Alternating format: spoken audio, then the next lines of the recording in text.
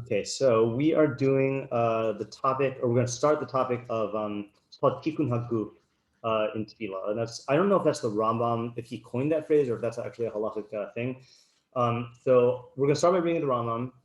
Then I'm going to share two potential insights that I had. Okay, one of them is a potential insight / technique, and the other one is a potential insight. And then we're going to do we're going to look at one of the halachos here in light of the Rashba, which is the first halacha. Okay, so let's do this. So the context here is that Perek, what Perek are we in? This is Perek Chamishi. From Perek Revi'i, the Rambam has 5 things that are ma'akev tefillah, things that you are required, and if you don't do them, then you're not yotze. Okay, one of those is according to the Rambam, kavanas halev, is having kavana. We're not going to go into what kavana is. That's a whole other topic. Okay, this Perek Chamishi has 8 things that are required but not ma'akev, meaning that you have to do them, but if you didn't do them, you're still yotze. So, for example, one of the familiar example is facing the mikdash. Right? So, or standing while you daven, so you have to do those, but if you are not sure what direction it is, or if you're on an airplane, whatever, like, then you're still yotze. Okay. So Tikkun Haguf that we're about to do is in that category. Right, so let's read that. So Halacha Daled, Tikkun Haguf Ketzad. Now, I don't even know how to translate Tikkun Haguf. I mean, fixing the body, correction of the body would literally be correct, but I would say, I like just saying bodily posture. It doesn't quite have that implication of tikkun, but let's just say that. If anyone has a better translation, just shout it out. Correct posture? Correct is good. Correct does have the thing of tikkun. So yeah, correctness of body maybe would be a good one. Yeah. And the reason why I don't limit it to posture is you're going to see it's not just posture, it is also emotions. Okay. And in halacha, or not in halacha, in hashkafa also, the emotions are part of the body, right? So Tikkun Haguf Ketzad, how do you do Tikkun Haguf? How do you do correctness of body? Kishihu omed bat tefillah, when a person stands in tefillah, and again, this is obviously during Shemona Esrei, sarich l'chavin es raglav zo b'tzad zo. He must place his feet next to one another. V'nosin, so that's requirement 1. V'nosin einav lamata ki'ilu hu mabil aretz. He should place his eyes downwards as though he is gazing at the earth. That's requirement 2. Here comes a weird one. V'yihye libo panui lamala ki'ilu hu omed bashamayim. Okay, and his heart should be faced or turned upwards as if he is standing in the sky.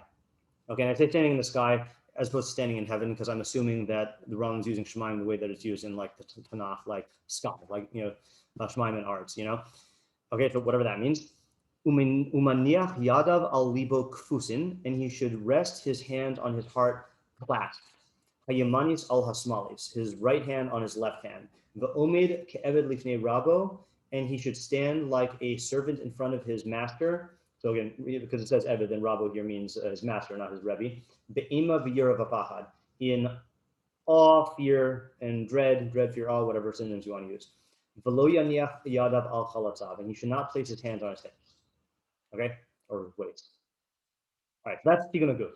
Okay, so as you can see, it is bodily posture, and also some emotional stuff of like Ema Yira v'pachad.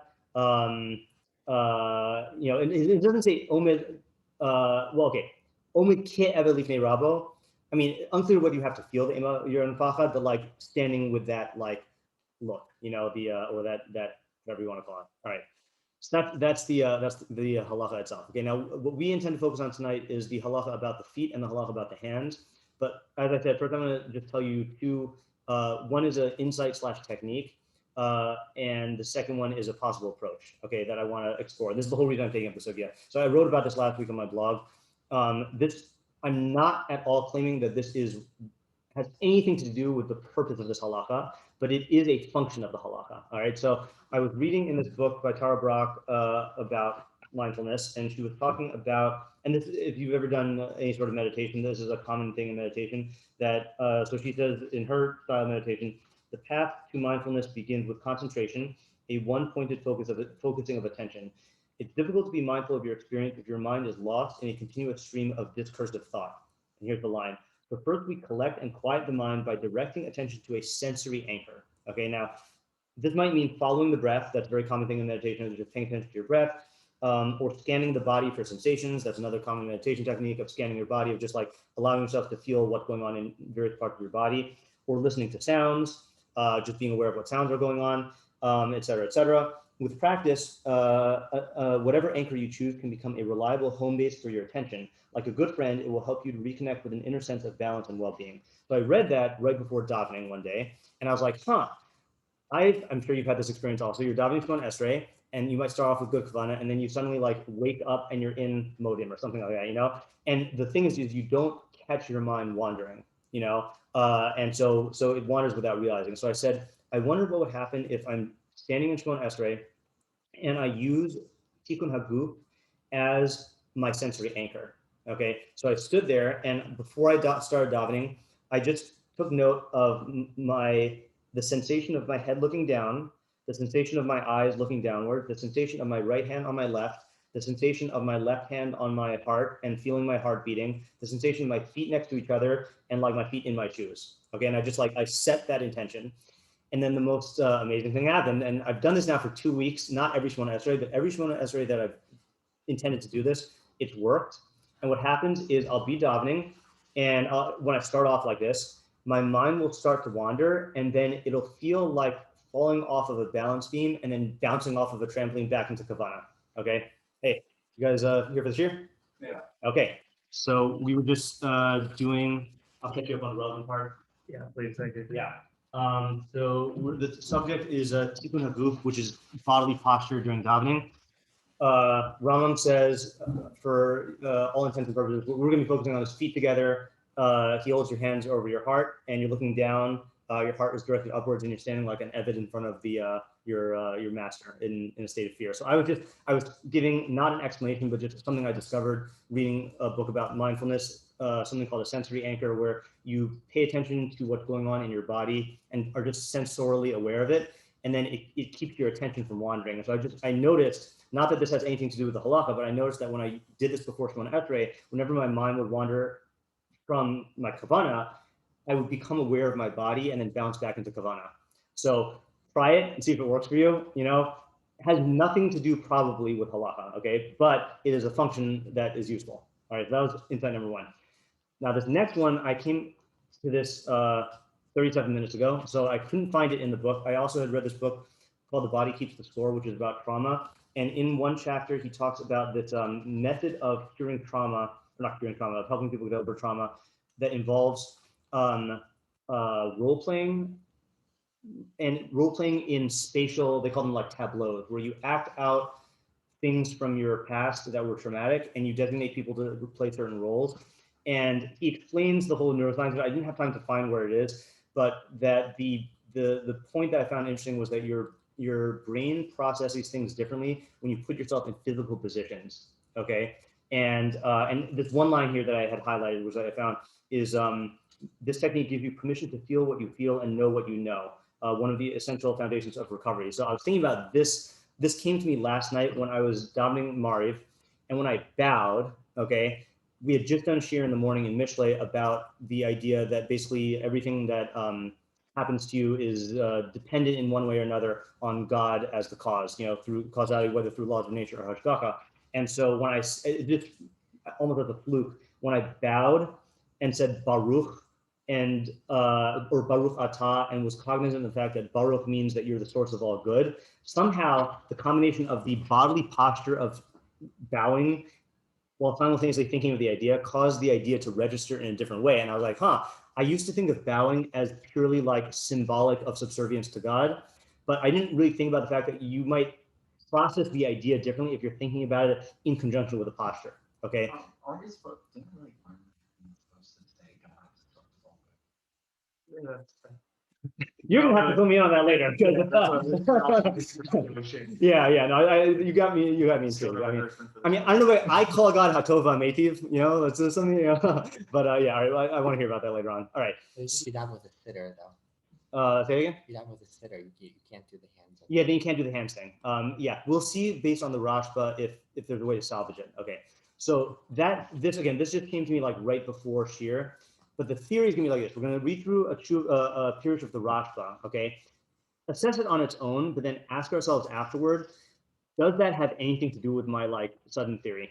Okay, like I feel like it does, but we won't project. Okay, so if you go to the next page, this is from the Rashba's חידושי חידושי Rashba al-Agada. If you're not familiar with this, it's a great, not untapped, just relatively unknown resource. He just explains Midrashim in Hebrew. It's in Hebrew, yeah, and it's part of that side of the Rashba there, the blue one. All right.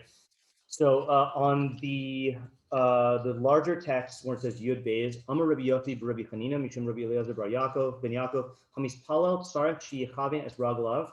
So someone who davens needs to literally like to orient his feet, to align his feet. Shnemar, as it says, V'ragleim Regel Yashara. Their feet were a straight foot. Now, without looking, or does anyone notice from background where that comes from? Their feet was a straight foot, or what is that even talking about? About an angel? Yeah, about an angel. You know which angel? All What's the most complicated angel? Say again? Gabriel? Maybe. I mean, I'll give you a hint. It's not, might not even be one angel. What's the most complicated nevuah? Oh, was it the what was his name? The Haskell? Yeah, right? Yeah, so this is Ma'aseh Merkava. So I don't know if you call the Merkava an angel, but it's describing angels. So the phrase, just to lead into it, even though we're not going to understand anything. So he's describing the appearance of the Merkava, and this was their appearance. They had the likeness of a man. Each one had 4 faces, and each one of them had 4 wings. Their legs were a straight leg, and the sole of their feet was like the sole of a rounded foot, and they glittered with the color of burnished copper. And if you want more, just read it and just won't understand anything, right? So it's emulating those angels, okay? I'm sorry, it's the source is those angels. All right. So now the Rashba. We don't paint ourselves from copper. No, we don't. Yeah. Thank goodness the Antiknas Agdol didn't like make all of those things into, you put on your lion mask and your eagle mask and you like rotate with wheels and shock yourself. It's not that would not be a fun experience. It's not the idea that all angels have like one mission in the world, and like you ever hear that idea? I have heard that idea, and I'm trying to remember if the Rambam says something like that. And that's why like the fear all angels are one unidimensional. So like. Oh, okay. So one thing that I can say that the Rashba is going to, yeah, it's a good word, right? Unidimensional. It's a great word, right? The last week. Okay. Yeah, it's good. It's good. Whenever you use a good word, you have to like keep in reserve for leftovers, But what do you call it? So one of the questions though that this is one of the things you said that is reflected here is he's going to be talking about it as though it does apply to all angels, not just this one. So that's something to be aware of. Okay. So the way he introduces the question is weird. I don't know if this is just his style. Sha'alani echamin hacholkim al emunaso or umaseno. Sorry. Someone who was like arguing with our with our nation, asked me. So this is, I don't know if it's like a Christian or like some sectarian. Ma tzorech bekivun haraglaim etal tefila. So what is the requirement of the aligning of the feet in tefila? Uma haraya lemispalo biyot hamerkava yeshara. And what's the proof that the one who davens should be like the straight merkava, okay, like the straight chariot, okay? So yeah, Weird question. It's like a Christian. I know, like when people come up and challenge our religion, that's not the thing they typically say, What's up with the trick? Yeah, right. It's weird. So I don't think he really like makes much of a deal of it afterwards. Okay, so here's what he says. And let's do this. Let's read each paragraph and think about it after we read the whole thing. Zos haisa teshuvasi lo. This was my answer to him. He's there l'shtei pinos gedolos. So there are 2 foundational ideas in the Talacha. Ha'achas, the first one, inibru ba'adam evarim shel kliyim. Okay, and I had to make sure that wasn't a typo. Man was created with organs or limbs that are vessel-like or tool-like, actually tool-like. Okay. The appendix. You just disproved the whole thing. Okay. All right, good. Yeah. But certainly the limbs, right? The limbs. We don't have a tail anymore, right? Or I guess vestigial organs. Okay, whatever. We're not going to challenge it like that. Okay. Now I'm pretty sure. I don't know if you're supposed to read this as so through which he uses to acquire. I don't know if it's hanaos like the plural of hana'a or ha-naos like the good things. Okay, and raton in favor. Okay, so I don't know if it matters. And to distance himself from harm. So basically, you have these hands and feet and all these things that you use to get pleasures and to avoid harm. Okay, I don't think that's a problem. These are the hands and the feet. V'yadayim yafil v'yikarev hanaos v'yarchi kanezek. Okay, I think it is hanaos. With the hands, he acts and he brings close pleasures and he distances himself from harms. V'yitzchazik behem la'amod bifnei ha'oyev b'milchamos v'domem, and he strengthens himself with him to stand before the enemy in war and other things like that. Okay, so we're good. We have the ideas. Hands do things that are good for you. Okay. For yeser mehem haraglaim shiasik behem el ritzono b'richug makom b'zman ma'at. So better than this are the feet, which allow him to attain his desire at a distance in a very quick time. And he can escape from harms which there's no other way to escape from. So you're running. And one who davens. Now here's where he says the idea. Say again. Ties it back. Yeah. You have you said that in a better way than you realize. Okay, you'll see this. Ein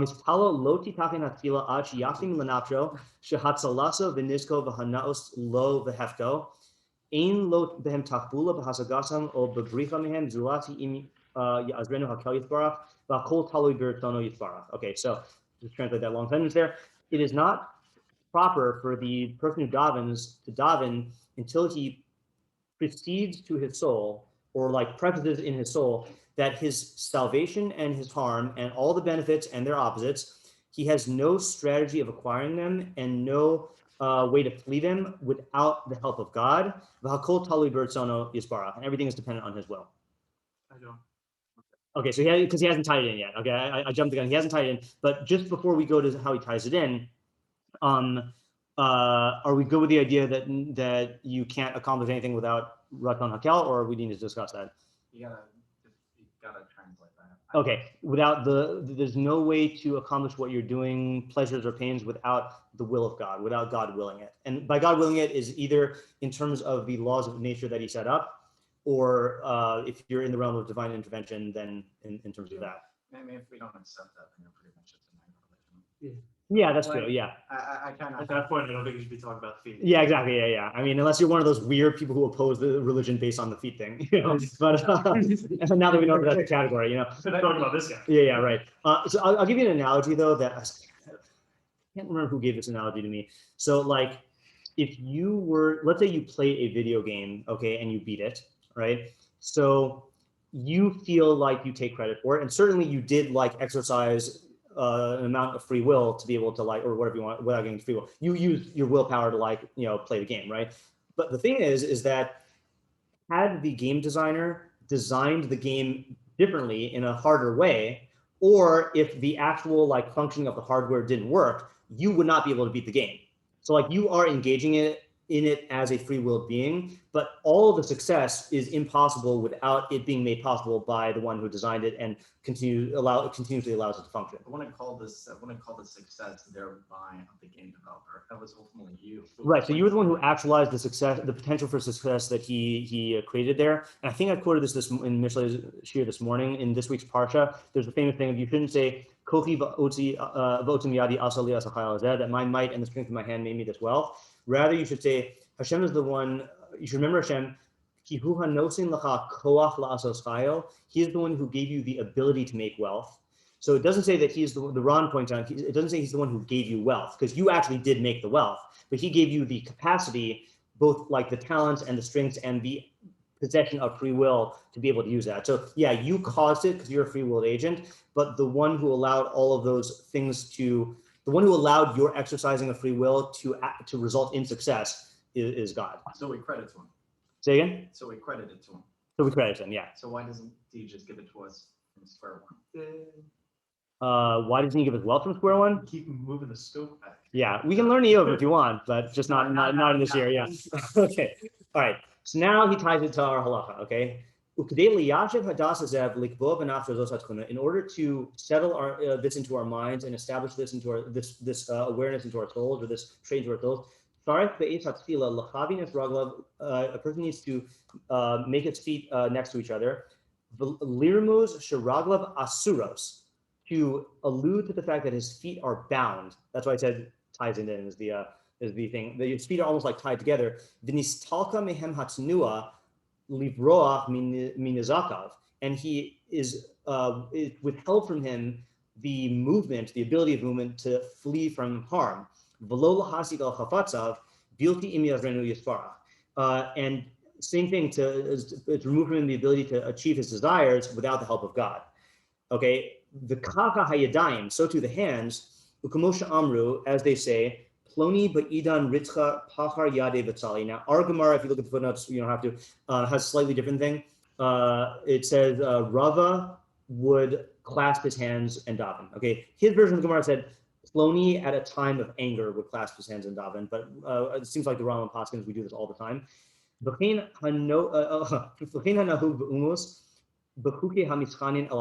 This is what the non-Jews also do when they pray to their masters, okay, or when they supplicate before their masters.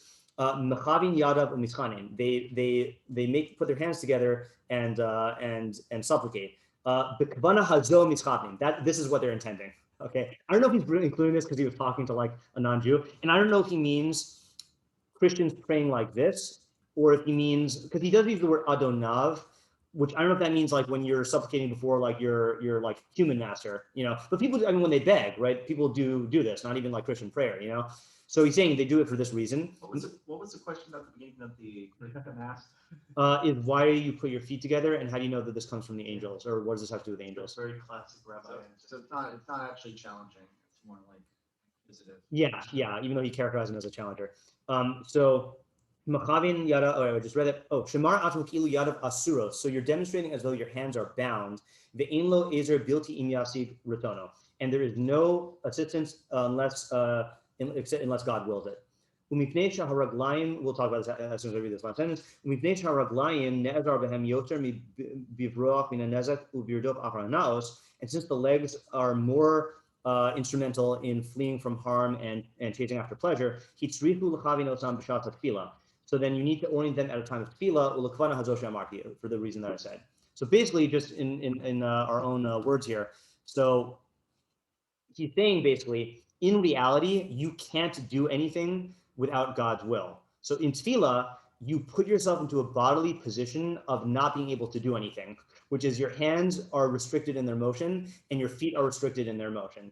And you're enacting this idea that the tefillah is predicated upon. In other words, the premise of tefillah is that, I mean, the premise of life, but the premise of tefillah is that why are you asking God for stuff, or why are you praising God, or why are you thanking God? Because everything only happens in accordance with his will.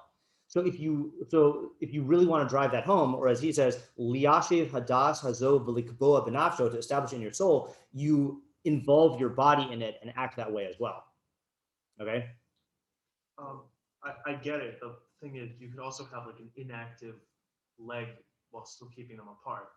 Like You have an inactive leg. the point is the inactivity. It's Right. supposed to show that like I'm not using them right now because I physically can't alter the situation. Right. I'm in or something Right. like Meaning, that. are you saying like if halacha could have just said stand still? Yeah. Yeah. Right. Okay. Good. So perhaps that's why you need the angel thing, which is going to be the idea he says now. Okay. So The exact position. uh, So the idea of being idle, I get. yeah. Right. Yeah. So I think we'll see. We'll see if his thing accounts for that. Yeah, Zev? Wait, just a question. Isn't the reason that it's like you put them together is like he's saying is because they're bound, and you wouldn't have that idea that you couldn't use them if you were just standing still. Okay, so that is a possible answer, meaning that standing still is a position of readiness to act, like soldiers stand at attention, you know. But if you have the idea of binding them, in other words, it might not even be the physical thing, like the physical actual, like the actuality of your leg position. It's the putting them together, which is like the position where like you're more stationary and immobile than if you just are standing, you know, like it expresses the idea more fully. That's what you're saying, right, Jeff? Yeah. Yeah. Okay. All right. Ready for the angel thing? Okay. So then this is the next part. Od pina acher. So there's another fundamental. Shehamin ha'enushi, the human species, hakavana bebriaso, lahakir boro yisparach, ularomo ulahodoslo, shuhu yisparach borao yeshmi ayin gamo. So the purpose of man, in case you were wondering, of the creation of man, is to recognize his creator, blessed is he, and to exalt him and thank him. That he, blessed is he, created him out of absolute nothingness, lamo lefanav u'lasharso, to stand before him and to serve him, v'lishmor derech mitzvot, and to keep the path of his mitzvot. Okay, that's the statement. Sof damar, hu malach musam ba'aretz b'yirtzon boro. At the end of the day, he is a malach, he is an angel, an agent, if you want to say it that way, placed on earth by the will of his creator, Yisale, Kamo HaMalachim Elyonim, just like the angels on high, Shehim Schalim Nifradim, which are separate intellects, right? So the separate intellect is the Aristotelian term for angels, that they're pure intellect without any matter. And he's saying that human beings are the earthly version of that we have an intellect that can recognize God, but we're in matter, we're in bodies. Velovish malachus lavod ulahakir boro yisbarach. And he, I think he's still talking about man now, even though he just talked about angels, dawns and angelicness and glicity, I don't know what the adjective is. Divinity. No, it has to be the word angel, because it's like malachim. Agents, I mean, it's literally agency, but how do you convey angelic agency? Angelicness. Yeah. I would say if you wanted to really capture the full idea, because malach also means agent, so angelic agency. So you're dawning angelic agency to serve God and recognize your creator. And that's what you call a one who serves God perfectly. It says that the lips of a Kohen guard knowledge, and Torah they seek from his mouth, because he is a malach of Hashem, a master of legions. So there's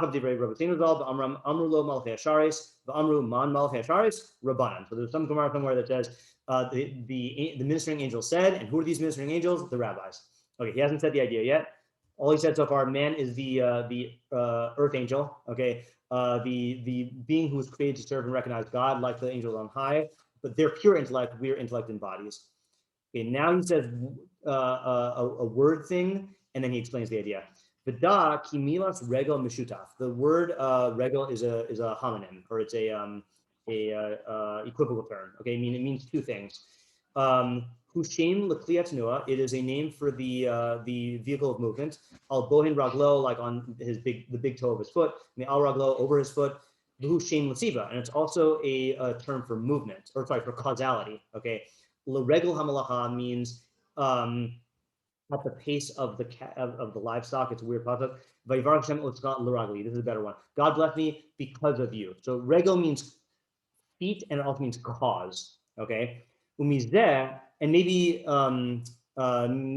Alex, this is what you were alluding to in the Rambam, that it's causality, that there's like one direct mission. I don't know. Umizeh, from this, v'raglim regel yashar. What does it mean that they have one straight foot? Kolomar shesibo sehem yasharos masmidos. Their causes, the causes of angels, are straight and constant. Lo yisabu mipnei she'enam balei taiva. They don't deviate because they don't possess emotions or desires, I should say. Tate osam, which would cause them to deviate, v'tamshichan el yitzia min emes, and will cause them to deviate from the truth. So angels don't deviate from their mission. They don't have emotions. They don't even have free will in the same sense that we do. And now he concludes on the last page there. So too the one who davens when he stands before God, blessed is he, he needs to orient his deos. Now here I think by deos he means his ideas. He might mean his midot, I'm not sure. And to direct them towards God's service, blessed is he, and abandon his way and his thoughts, and direct his heart, and its causes, to the favor of God, blessed is he, or to God's will. L'ha'ir, by the way, if you're wondering whether I understand this, I don't. Okay, so we're gonna have to discuss it and figure it out. Okay. L'ha'ir ki kol ma'asenu ka'achila v'hashena v'ha'pu'ulos ha'kol. In order to remind ourselves, or to point out that all of our actions, like eating and drinking and activities, everything hakol kolel, all of it included is kadei shetiyan asibos l'kiyum haguf, is all in order to establish the existence of the body. L'kiyum haguf liosiba la'avodoso l'sharoso. And the purpose of the body is a cause to serve him and minister before him. That's also why you orient your feet together, because it is an allusion to causes. To show that one's causes are direct and oriented toward his service, because they were created for that.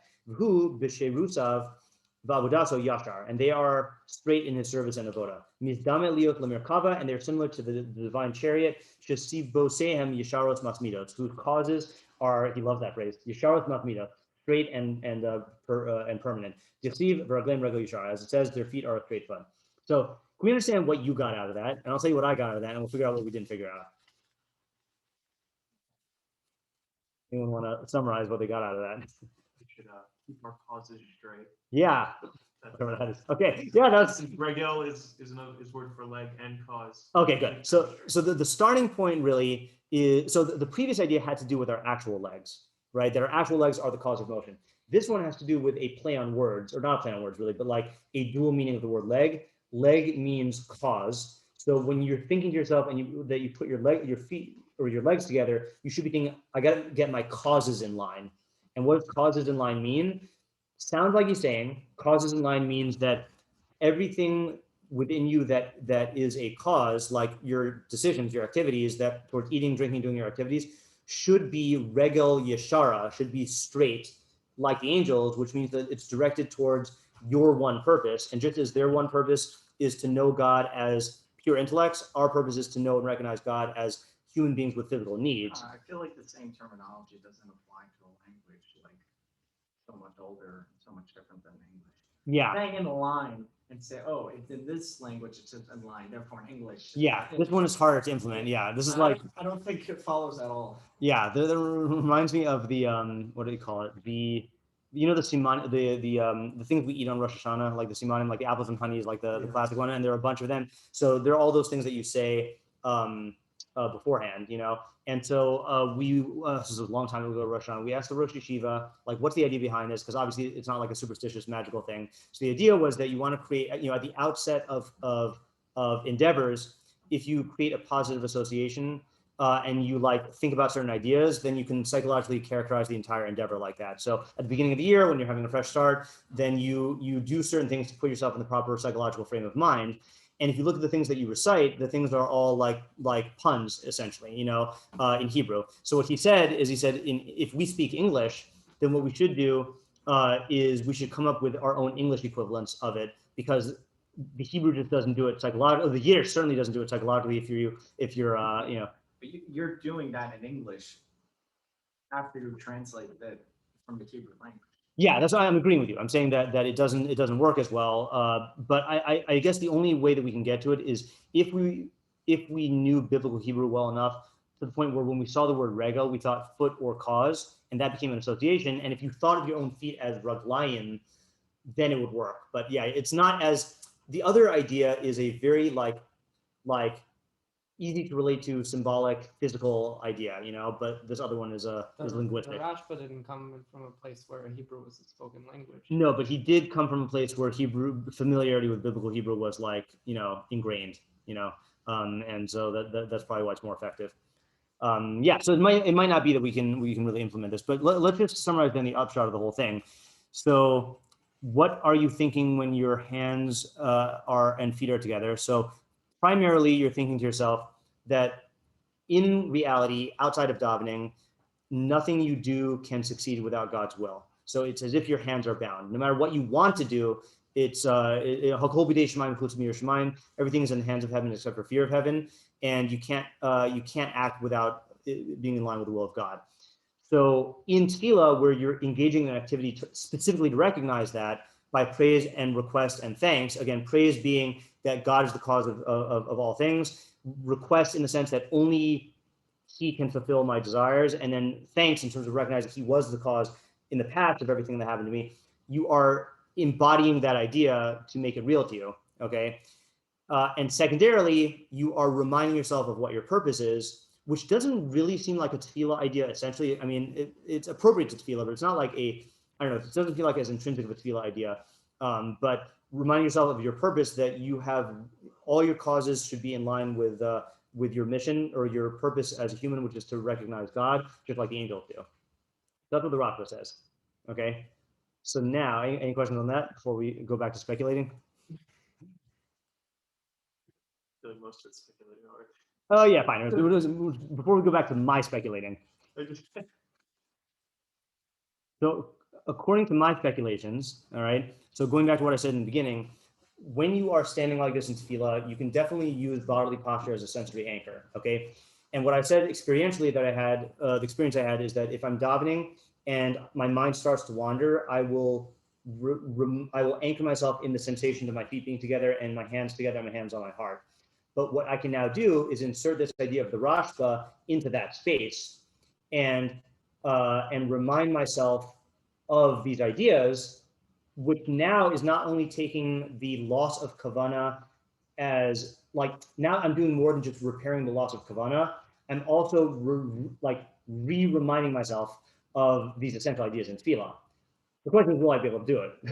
And again, you got to try it. And this is something that when I gave Tefilah class, on a regular basis, I would always say, like, you have to be willing to engage in these Tefilah experiments of ways to improve your Tefilah.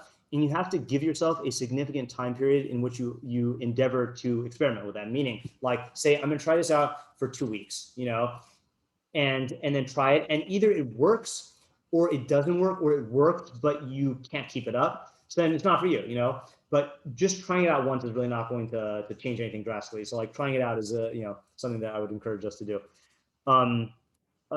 If there are any questions, I'll answer them. But if we have time, and so I wanted to really quickly read the actual halacha, the psak, because this is the Rambam. This is not how we paskin, and I didn't include it in the packet because I didn't think of it.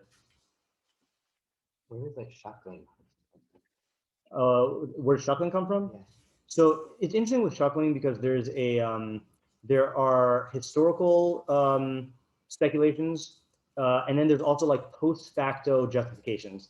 So the post facto justification is there's a pasuk that says Kol atzmosai tomarna, that all my bones praise God, and they say that like it's a way of like praising God with all of your bones, like I guess you're like using a lot of bones when you do that. I've heard other ones that compare it to like a flickering flame, if you want the scandalous historical reason, then there's a book called the Vilna Gaon and the Hasidic movement. That was one of the reasons that they put certain Hasidim in a harem, because of the ideas that were quoted then about why they shuckled, which I'm not going to say, but it's scandalous.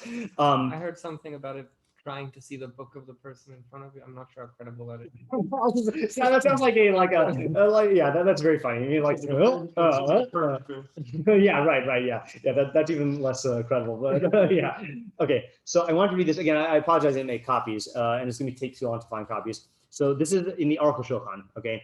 And this again, not that everyone has to pass like the Aruch HaShulchan, but the Aruch HaShulchan is typically where I go for like, psak, by default at least. So he quotes the full Rambam, okay, and then he says Akan Lashono, and he says V'chinkas v'Tur v'Shulchan Aruch. Now, so Rambam, Tur, and Shulchan Aruch all say, let me just say what I'm talking about here. I want to go into the halachos about the hands, because I don't know, I have not seen a ton of people putting their hands over their heart when they daven. It's not very common, So, and I was shocked when I was looking through this, like, fine, the Rambam has it, but not everyone passes like the Rambam. But the Tur and the Shulchan Aruch have it also. It's like what gives. So that's where he comes in. So the Aruch HaShulchan says the Einze Inyan Lamasha Kasav blah blah blah.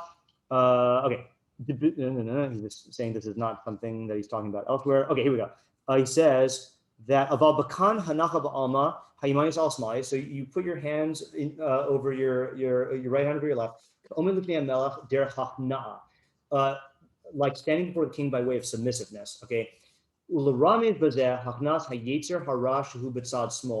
you're symbolizing that you're making the Yetzer Hara submissive, because that's symbolizing the left hand, so right over left. I don't know if that's a Kabbalistic thing. He quotes the Taz. Okay, but this is the psak now. Amnam zehu hakol k'minhag hamakomos. This is all according to the custom of the locale of the place. How servants stand before their masters. Okay, so in other words, and does he say later on? So according to that, maybe someone else said this earlier. According to that, if you are in a society where people stand in front of their masters like this, then you do this because this signifies hakna. But let's say in America, when you stand before someone, how do we stand before people who we have to respect? Typically, You don't. I mean, stand. so one is just standing. And you salute if you're like in a military. Right, could be salute as a military thing. That seems to be more specific. I think they're Straight. Yeah, just right. So back straight. I guess some people like this, or like just not in a like lax position or whatever. It's just standing. Just standing. I don't know. I'd have to think about it a little more. But the point though is, according to him, it's not a symbolic thing like the Rashba of symbolizing that your hands are bound. It's a hakna'a thing. And in fact, Rashi on the original Gemara that the Rashba quoted also said, Kolk yadav be'etzvosav, adam hamitztaer me'emas rabo. He's clasping his hands like a servant who is in pain out of fear of his master. So he also seems to indicate that it is not symbolic, or I mean, maybe it is symbolic, but it is a reactive thing about how servants react to their masters. So there is an argument to be made that the people who don't do this now are just standing the way that people would stand out of respect. But the reason why I'm thinking about this also is I don't know anyone who would shuckle in front of a king, and that it always bothers me. Like if you're doing it for Kabbalah reasons, for like Kabbalistic reasons, then like that's a different league. And if you're doing it for Kavanah reasons, maybe you can make the argument that if I need to do, like I want to ask my shul rav in Seattle, about the shuckling thing. He says, I don't know why I do it, but if I stopped doing it, I wouldn't be able to concentrate. At least that's like some argument where you're saying that like I need it for my kavanah. But in terms of the standing lifnei melech, like I don't know anyone who would be shuckling lifnei melech, or people do lots of wild gestures in their tefillah, and to me it doesn't square with the idea of standing before a melech. So I've never found a halakhically satisfactory answer to that question. So yeah, let me just read this in the chat here. Yeah. Okay, so any other questions? If not, then it's good. Not about this, but it's about like if you're wearing a suit jacket during that. Oh, sure, yeah. So I've heard some people when they wear tefillin, they wear their arm like not draped on their shoulder. Mhm. But like no one says that would be like. Oh, that's interesting, right? Like you would never stand before a king Right. with one arm in the jacket. That's interesting, but They don't, so they critique that. I'll be down with consequence. If the thing you were wearing on your arm was a symbol of the king's majesty, then maybe it would be a kiyum in the honor of the king to like display it to the king, yeah. All right. Over your suit. Then you're not yotze though. Oh yeah, you mean okay, yeah, you're right. I'm Right, saying yeah. All righty. Let's stop your 2 nights. Okay.